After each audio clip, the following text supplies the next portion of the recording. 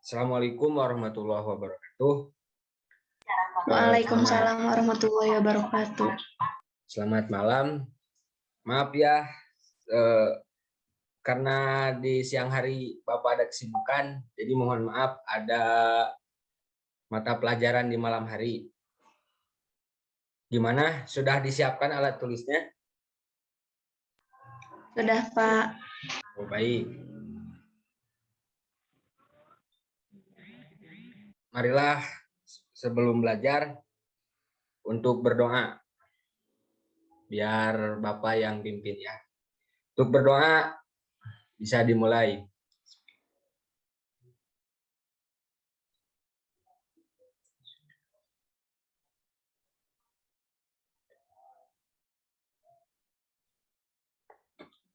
Baik, sekarang Bapak sarankan untuk siapkan posisi yang nyaman dan tempat yang nyaman juga, agar dalam pembelajaran kali ini kita dapat memahami, mencerna, dan lebih mengamati pembelajaran.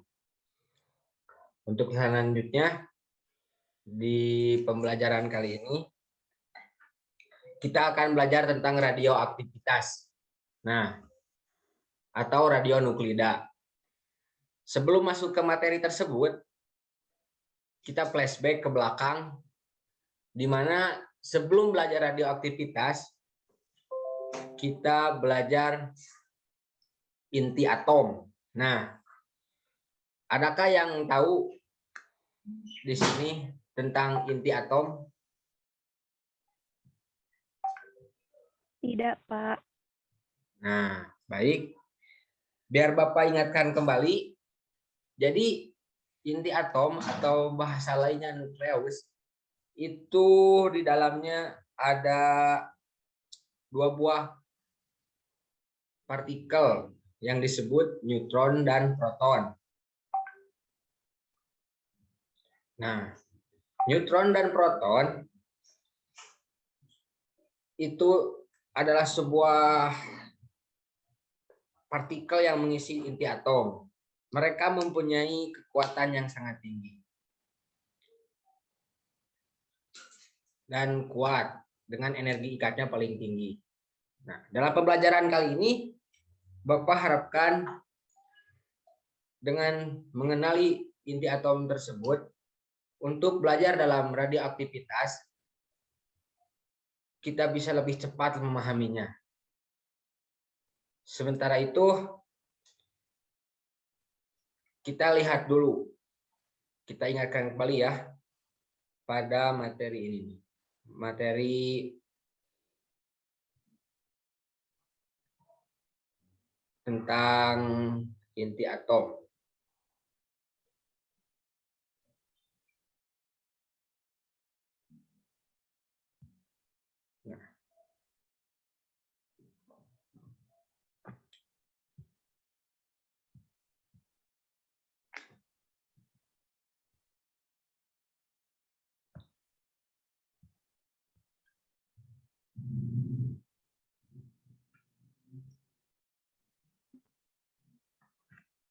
Nah, bisa dilihat di sini terdapat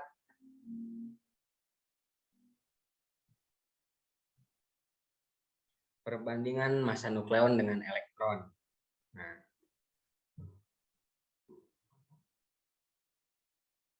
kita lihat di sini ada elektron dengan massanya yaitu 9,11 pangkat kali 10 pangkat min 31 kg dengan muatan min 1,6 kali 10 pangkat min 19. Sedangkan proton memiliki massa 1,67 kali 10 pangkat min 27 dengan muatan plus 1,6 kali 10 pangkat min 19.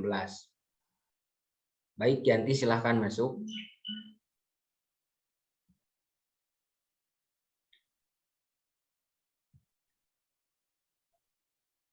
Dan neutron memiliki massa tidak jauh berbeda dengan proton. Sedangkan muatannya 0, berarti ia tidak bermuatan. Selanjutnya kita langsung saja ke radioaktivitas. Untuk yang baru masuk, ikuti saja ya.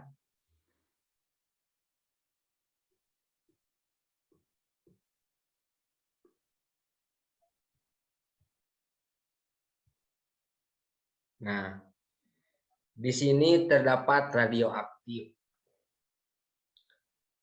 Radioaktif memiliki dua gejala.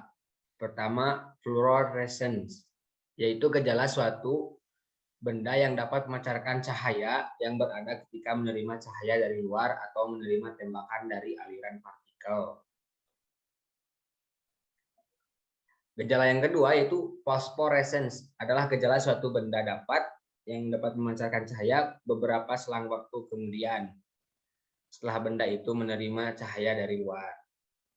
Nah, terdapat 3 jenis sinar radioaktif. Ada gamma, beta, dan alfa.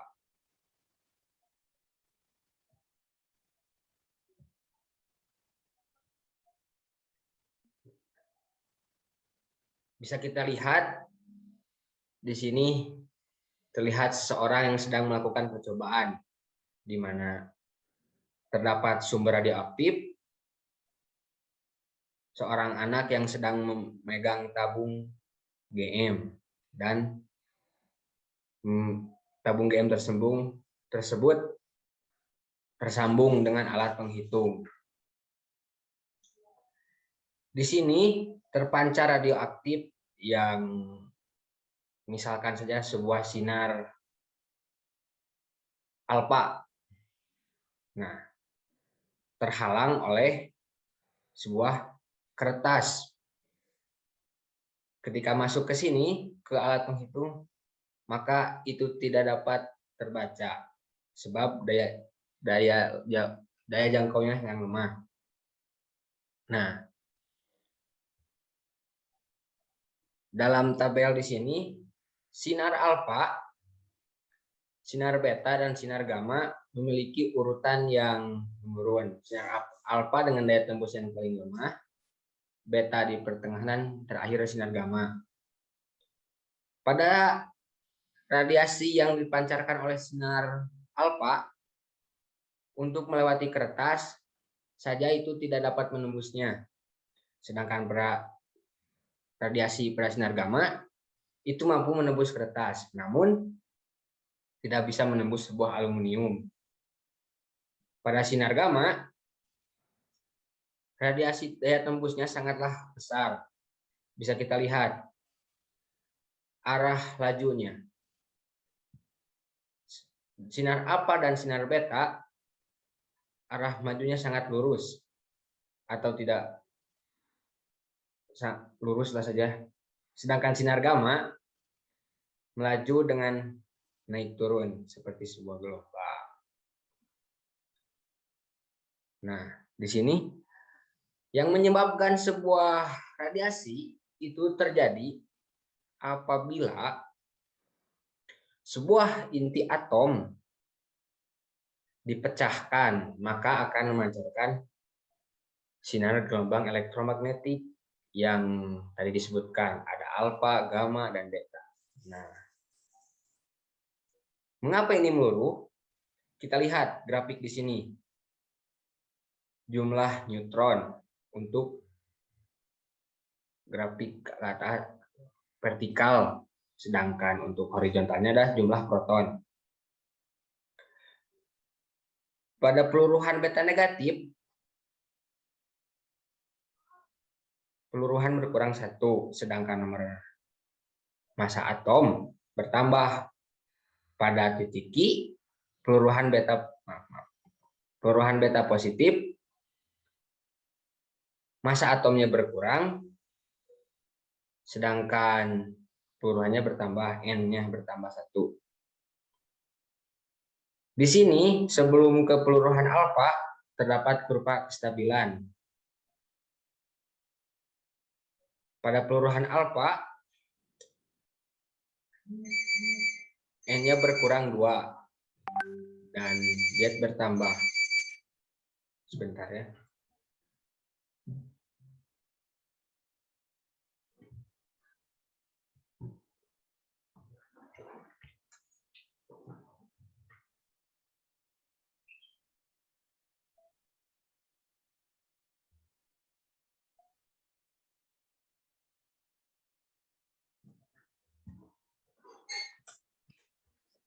Nah, kembali lagi. Maaf ya, ada gangguan sebentar.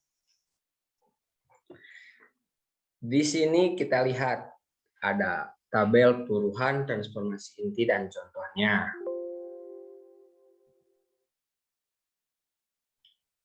Semua titik berat dengan massa atom lebih dari 83 tidak stabil karena intinya kelebihan proton maupun neutron. Untuk mencapai inti stabil, inti memecahkan partikel alfa 4 nomor atom dan massa atomnya 2. Pada zat alfa, massa atomnya berkurang 2 dan nomor atomnya berkurang 4 ditambah helium. Bisa kita amati. Untuk sementara ada yang ditanyakan? Tidak, Pak. Baik. Materi ini cukup sulit ya, sehingga pendalaman pada materi inti atom harus lebih dalam lagi ya.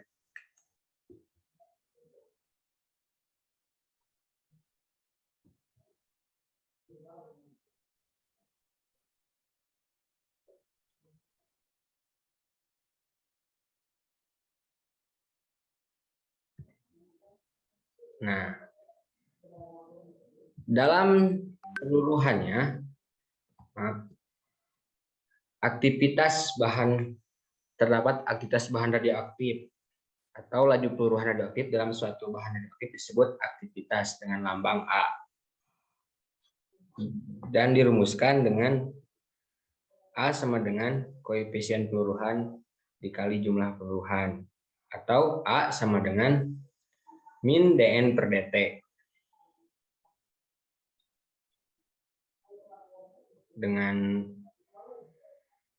Sebelum ke sini mari kita lihat penurunan rumusnya.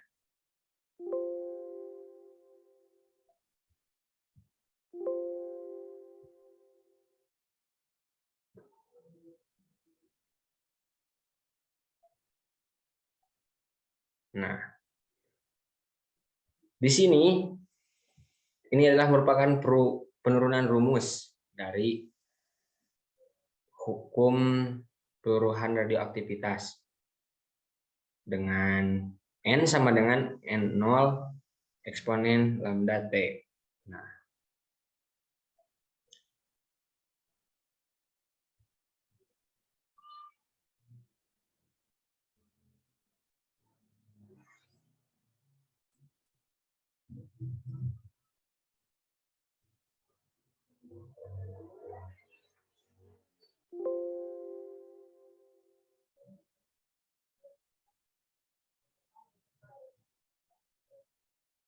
bisa kita lihat di sini A sama dengan lambda N dan A sama dengan min dN per dt.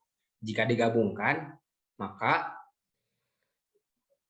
lambda N atau koefisien peluruhan N sama dengan min dN per dt. Dan jika diintegralkan, maka akan seperti ini. Integral N per dN sama dengan min lambda kali integral dt. Nah, kita lihat dulu hukum Pitagoras, hukum logaritma. Jika sebuah variabel per d variabel diintegralkan, maka akan menghasilkan ln n. Ada yang tahu ln itu apa?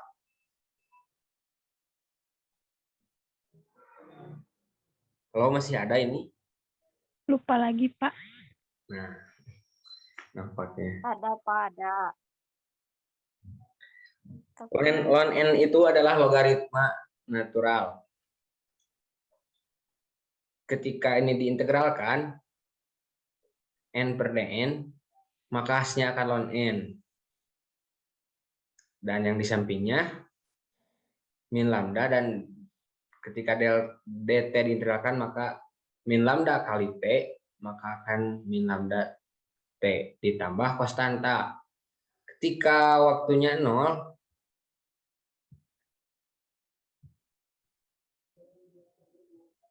maka nilai dari C akan sama dengan ln n0. Sehingga ln n akan sama dengan min lambda T ditambah ln n0. Ln n dikurangi ln n0 akan sama dengan min lambda T.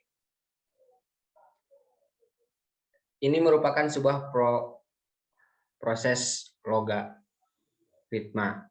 Jika dua buah logaritma yang dikurangkan dapat dirubah bentuknya menjadi ln n per n0, atau variabelnya bisa dibuat pecahan. Ln n per n0 akan sama dengan min lambda T. Maka keduanya harus dilonkan. Ketika keduanya dilonkan, ln n per n0 sama dengan ln eksponen min lambda T. N per n0 maka akan sama dengan eksponen min lambda T, atau n dikali n0. N sama dengan n0 eksponen min lambda T. Nah, ini merupakan penurunan rumusnya.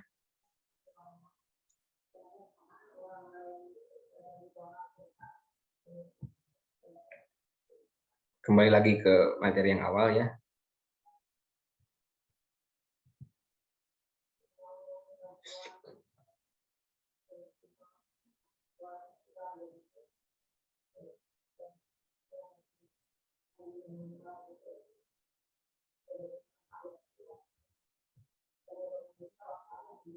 Nah, kita amati dulu dua buah grafik di sini.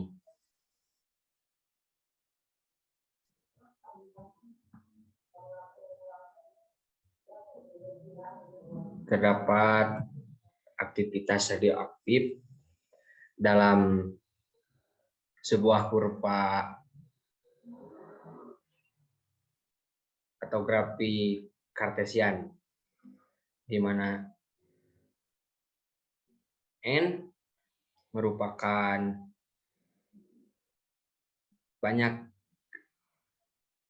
inti induk, dan untuk grafik arah horizontal itu tahunnya.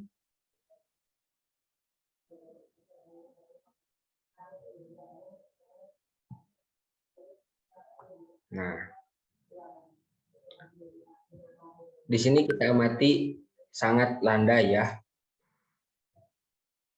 di mana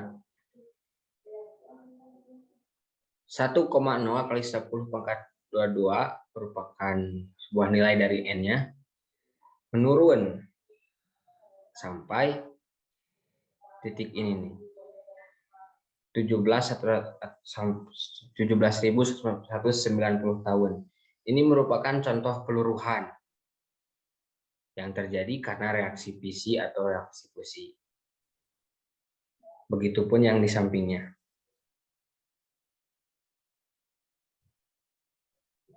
Nah, di sini sekarang ada satuan aktivitas radiasi, di mana 1 Becky sama dengan 1 peluruhan per second.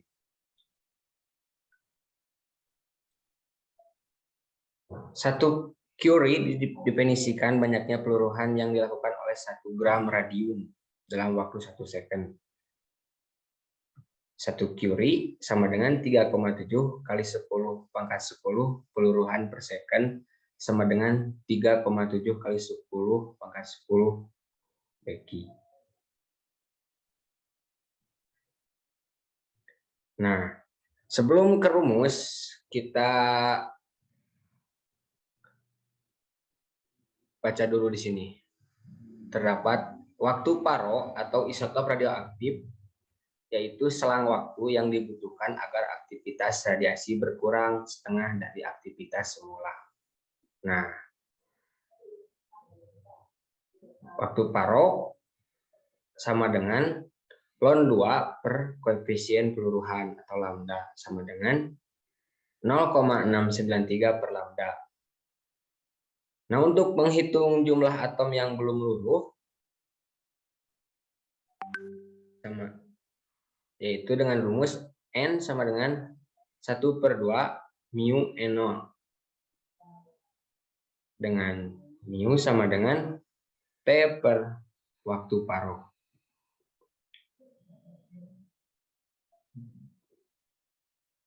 Nah, sampai di sini ada yang ingin ditanyakan?